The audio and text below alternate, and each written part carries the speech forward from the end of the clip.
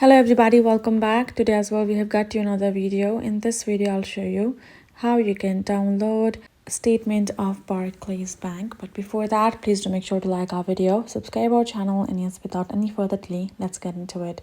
So for that, simply go ahead, open up your Barclays app, and then afterwards tap on this more option given in the bottom right corner. Then from over here, go ahead, tap on this option of manage accounts.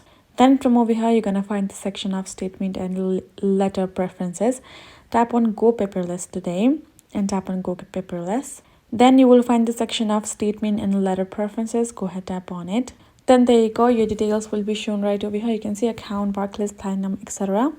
And if you scroll up at the bottom, you will get to choose the option of statements and documents. Go ahead, tap on it. Otherwise, you can again go to more.